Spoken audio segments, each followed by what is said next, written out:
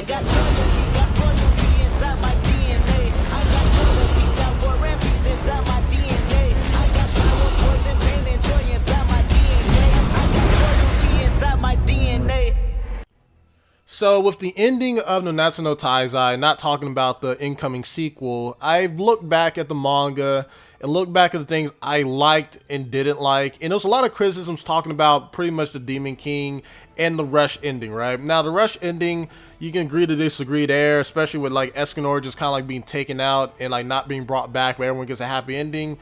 I don't know about that. Escanor is one of my favorite characters, but characters sometimes gotta die, right? But it kind of sucks. He kind of dies a virgin, and he's like supposed to be like the most masculine man ever in the series. But regardless, the biggest thing I can agree with is that the Demon King was a very lackluster villain. Again, you can agree to disagree. You don't have to follow my opinion here, but he's one of the weakest villains I've seen in a long time, like in a very long time. Like you can bring up like, you know, fairy tale villains where they get all this hype and they get one-shotted. Okay, cool. But the amount of quality that Nanatsu no Taizai had in storytelling and writing, I didn't respect pretty much the final boss, minus like that weird thing that happened near the end where you got that like chaos thing that only lasted like a few chapters. But pretty much the final boss of this, like he's like, you know, the god of the verse. He's right there with the supreme deity. He has a cool ass design. He's the father of Meliodas and everything, and he's supposed to be like nigh unstoppable. Has these abilities where he has pretty much hacks. You can't really hurt him, and homie like takes over Meliodas' body, which is a really cool design. I like how Meliodas is like an adult, and he's beating up everyone, which he should, right?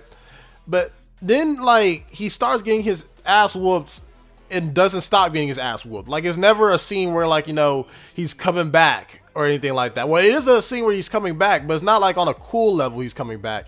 He gets beat up by Meliodas inside his head, and he try to use his like, you know, Meliodas' like weakness towards like his girl as like something, but it doesn't do anything, and he's getting his butt whooped in the real world by like his by the other 7 deadly sins, and he loses, and it pretty much looks like he's dead.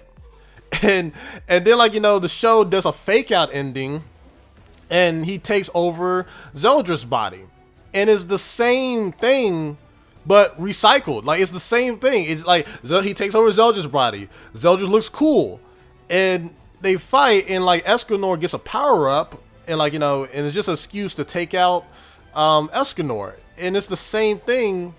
And he loses again, but this time is for real this time. And like, and Meliodas could have used his power-up ability. Granted, it would have destroyed the world technically, but he's a very bad villain, man. Like, like his reasonings for being evil is just pretty much that like he feels like the humans are weak or anything like that. You know, just classic like I just want to take over the world type thing.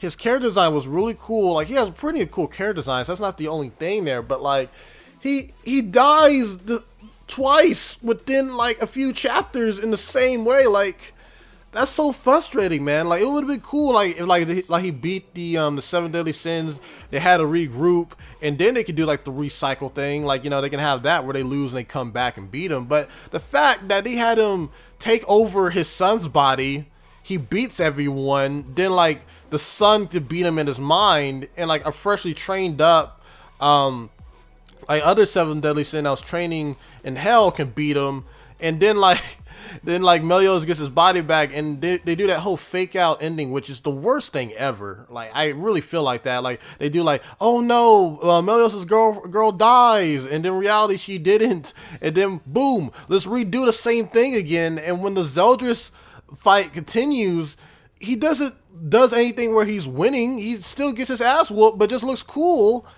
And one of the frustrating things about that though is that they put in that rule that like, you know, Meliodas can't use his full power because he'll destroy the world.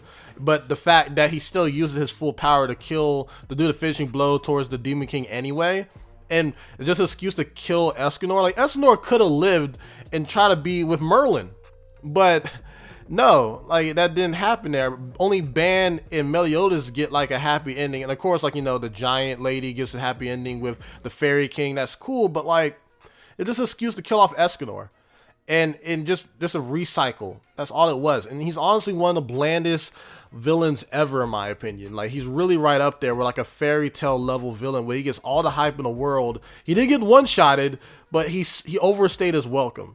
That's my opinion there.